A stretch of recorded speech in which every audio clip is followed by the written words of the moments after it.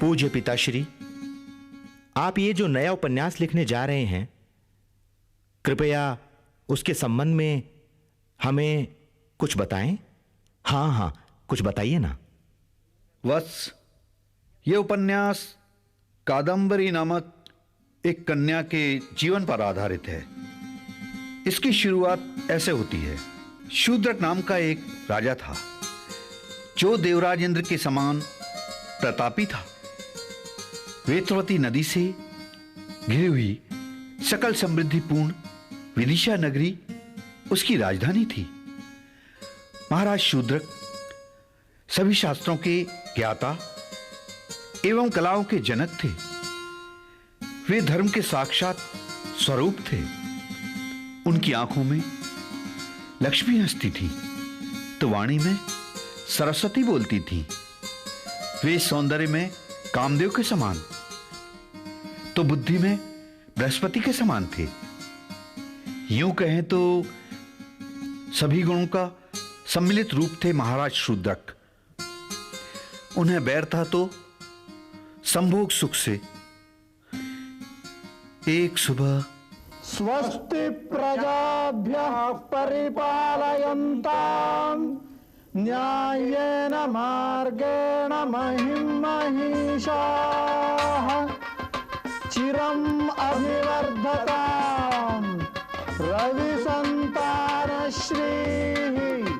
श्री श्री श्री शूद्रक महाराजः अस्य क्षेमस्थैर्य वीर्य आयुरारोग्य ऐश्वर्याभिवृद्धिं भवन्तो महान्तो अनुगृह्णन्तु तथास्तु।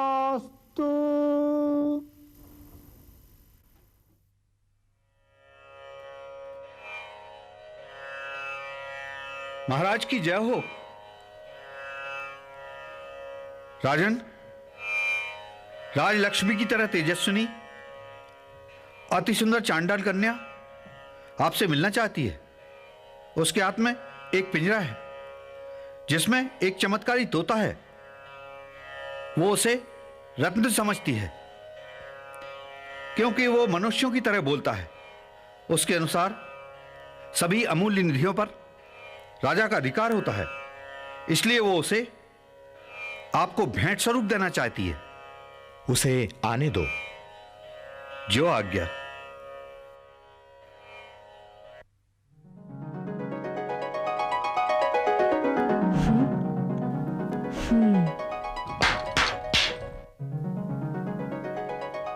ओह, इतनी सुंदर, आश्चर्य।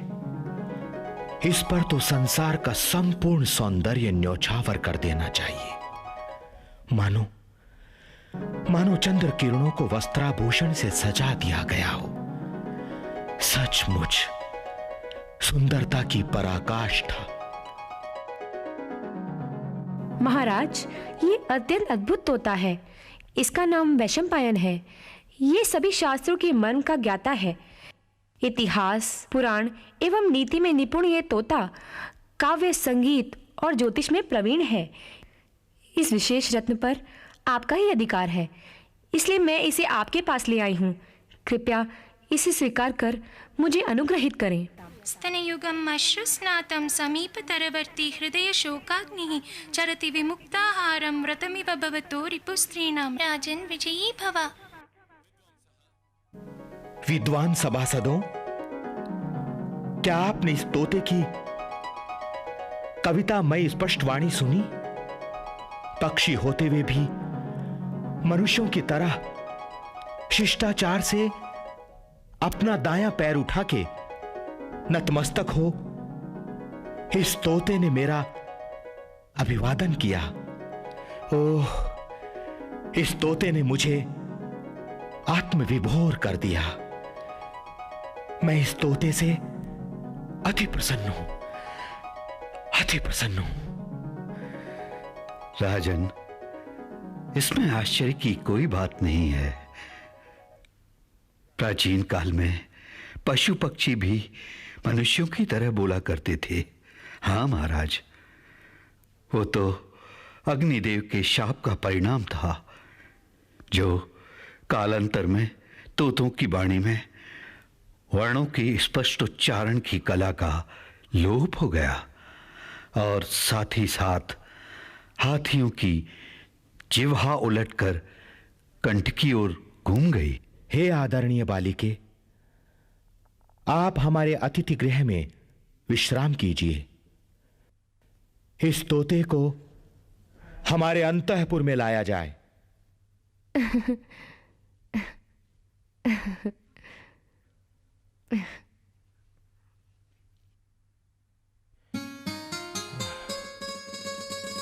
शोक वैशंपायन को लाया जाए।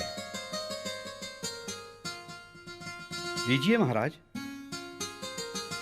आपने इन्हें भोजन कराया? राजन, राजमाता ने स्वयं अपने हाथों से इन्हें भोजन कराया है। ठीक है, ठीक है। राजन, मैंने बहुत खाया, मधुर रस पीकर, जामुन का कसेला व मीठा रस पिया, मोती के दानों जैसे गुलाबी अनार के दाने कुतर कुतर कर खाया, कमल के पत्तों जैसे हरे एवं अंगूर जैसे मीठे आमलों को इच्छा अनुसार चखा। ओ राजन, कितना स्वादिष्ट था वो सब। ठीक है, ठीक है। वैशंपायन जी, मेरी उत्सुकता मिटाने की कृपा करें। मैं आपका पूरा जीवन चरित्र सुनना चाहता हूं। आपका कब, कहां जन्म हुआ, आपका नाम किसने रखा, आपके माता पिता कौन हैं, वेदों और शास्त्रों का ज्ञान आपको कैसे प्राप्त हुआ, आपकी स्मरण शक्ति पूर्व जन्म के संस्कार से मिली या किसी ऋषि से वरदान रूप में? कहीं आप इस रूप में छिपे हुए कोई महापुरुष तो नहीं है? इस चंडालिका के हाथों में कैसे पड़ गए? कृपया वैशंपायन सविस्तार बताएं। बताइए। महाराज, ये कथा तो बड़ी लंबी है, किंतु यदि आप इतने उत्सुक हैं तो मैं अवश्य सुनाऊंगा अपना जीवन वृत्तांत। विंध्यारण्य बहुत ही पवित्र एवं रमणीय वन है। यह भारतवर्ष का केंद्र बिंदु है। उसी वन में एक अति प्राचीन वृक्ष की शाखा पर बने घोंसले में मेरा जन्म हुआ। जन्म के कुछ क्षण पश्चात ही मेरी माता का देहांत हो गया। मेरे बूढ़े पिता ने ही मेरा पालन पोषण किया। राजन, एक दिन बड़ी ही अमंगल घटना घटी।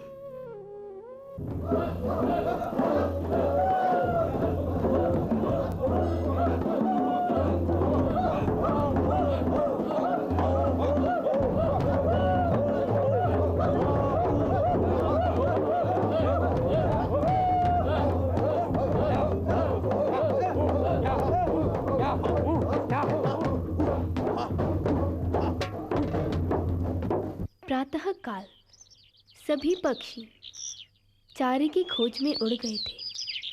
केवल छोटे चूजे ही घोंसलों में बचे थे। उस दिन मेरे पिता भी भोजन की खोज में नहीं जा सके थे। मैं अक्सर उनके पंख के भीतर ही सो जाया करता था। कुछ समय तक आराम करने के बाद वे चले गए, जबकि एक बूढ़ा वहीं खड़ा सोच रहा था। उसने पूरे वृक्ष को नीचे से ऊपर तक देखा। अपनी लाल लाल आंखों से मानो वो हमारी आयु को सोख रहा था। मेरे पिताजी डर से कांपने लगे। वो मुझे बचाने के लिए बहुत चिंतित हो उठे, पर वे भली भांति समझ गए थे कि उस आकस्मिक विपत्ति से बचने का कोई उपाय नहीं था। इसलिए उन्होंने मुझे सीने से लगाकर चूमा और फिर पंखों से ढककर छाती से लगा लिया। धीरे धीरे वो बूढ़ा पापी हमारे वृक्ष पर चढ़ने लगा। वह हमारे घोंसले के एकदम समीप आ गया। काले सांप जैसे बाहें फैलाकर उसने हमारे घोंसले में डाल दी। मेरे पिताजी ने बचाव के लिए उसके हाथ पर बार बार चोंच से प्रहार किया, किंतु अंत में हत्यारे ने मेरे पिताजी की गर्दन मरोड़कर उन्हें मार डाला। वह पंखों के बीच में छिपे हुए मुझे न देख सका। पिता के पंखों में छिपे मैं भी भूमि पर आ गया। मैं भाग्यशाली था जो मृत्यु के मुंह से बच निकला था। उस दुष्ट के नीचे उतरने से पहले ही मैं निष्ठुर मरे हुए पिता को छोड़कर अपने जीवन की रक्षा हेतु पास के एक तमाल वृक्ष की जड़ में छिप गया। थोड़ी देर बाद पेड़ से उतरकर उस बूढ़े पापी ने भूमि पर फैले हुए पक्षियों को इकट्ठा किया और चला गया।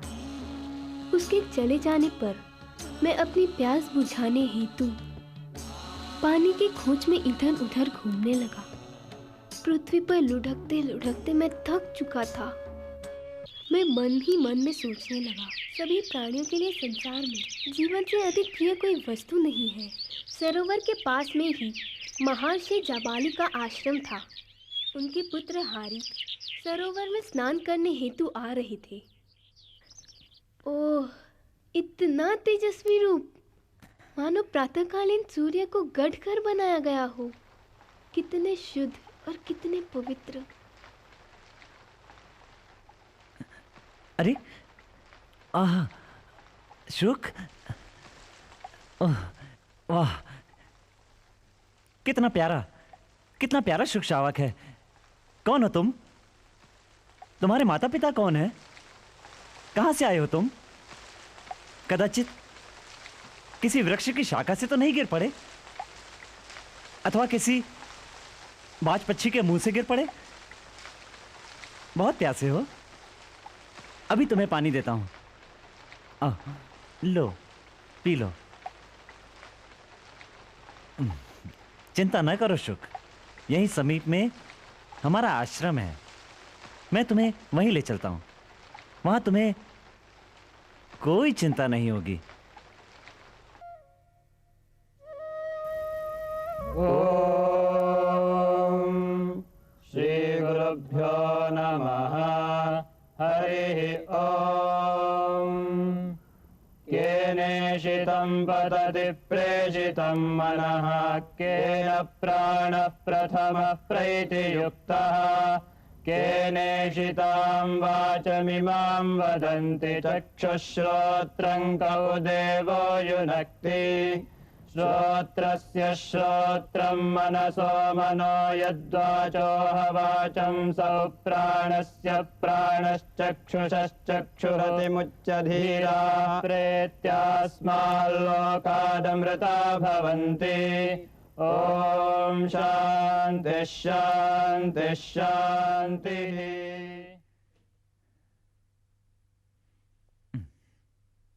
हारित, ये शुक कहां पा गए?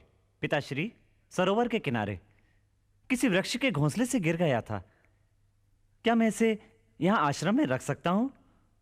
पंख आने पर स्वयं उड़ जाएगा, अथवा हमारे साथ यहीं रहेगा।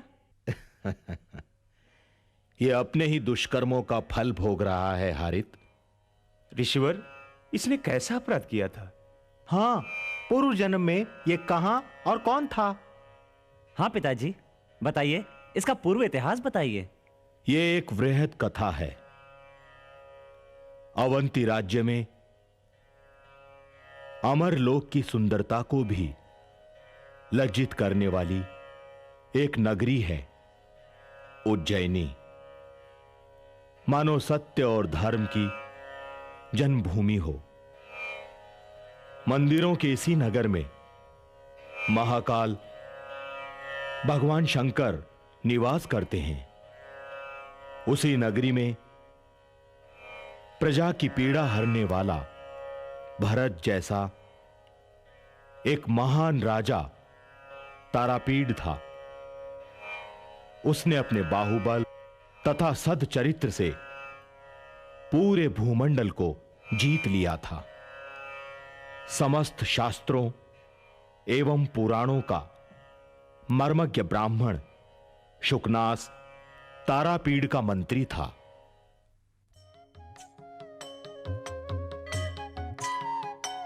चक्रवर्ती सम्राट महाराज तारापीड़ की जय।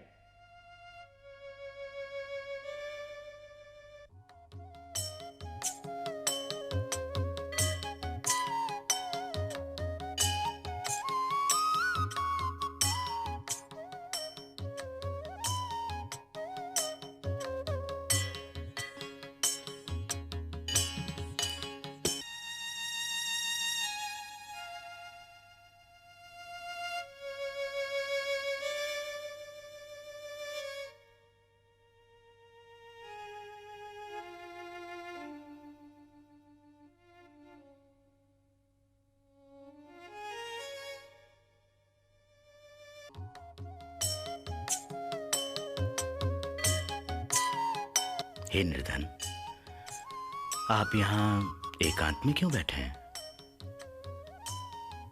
देखिए, जिसे जो चाहिए महाराज तारापीड़ उसे दे रहे हैं। आप भी जाइए, जाकर आप भी इच्छित फल प्राप्त कीजिए।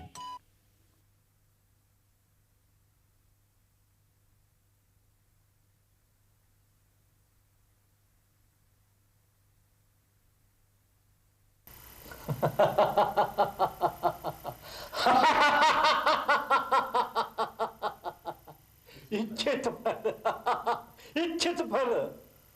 उसने मुझे वो सब कुछ दिया है जो मुझे चाहिए। अब किसी उसे कुछ क्या मांगू?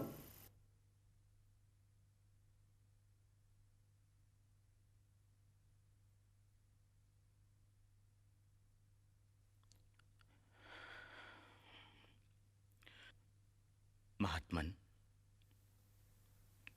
मुझे क्षमा करें।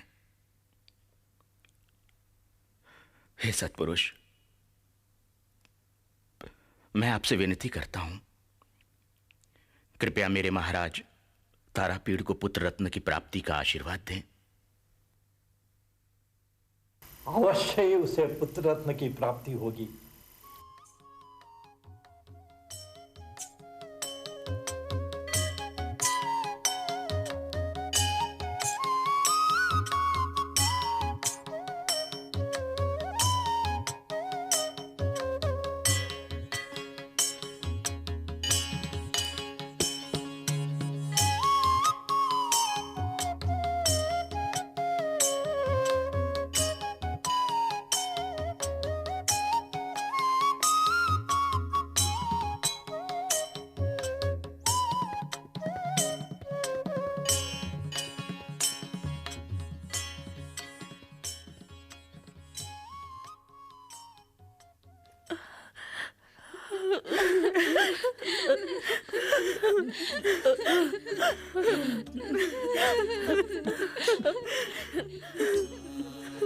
प्रिय, ये अश्रुपात क्यों?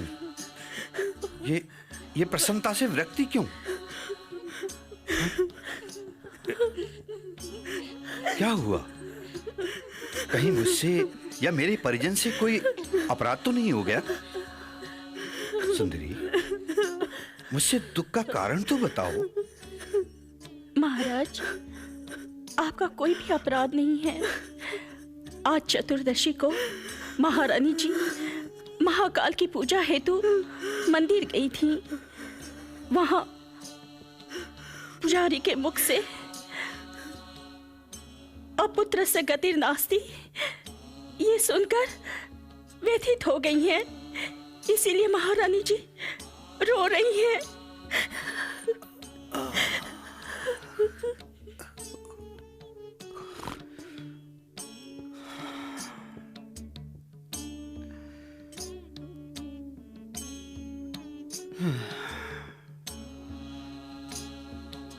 महारानी,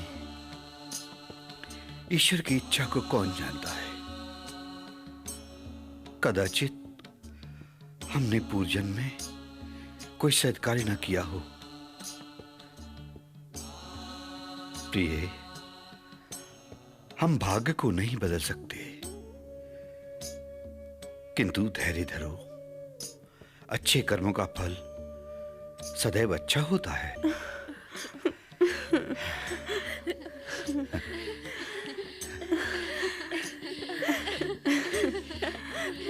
जी।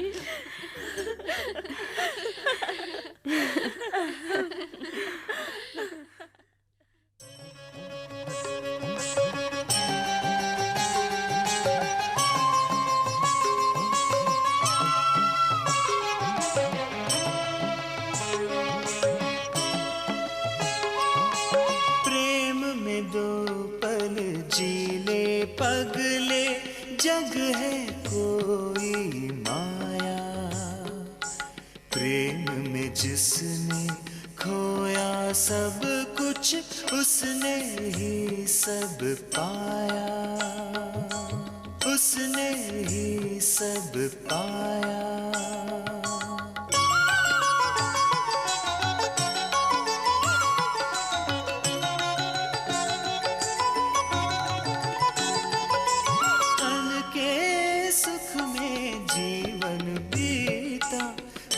को क्यों तड़पाए, अंतर में तू प्रेम बसा ले, प्रेम ही पार लग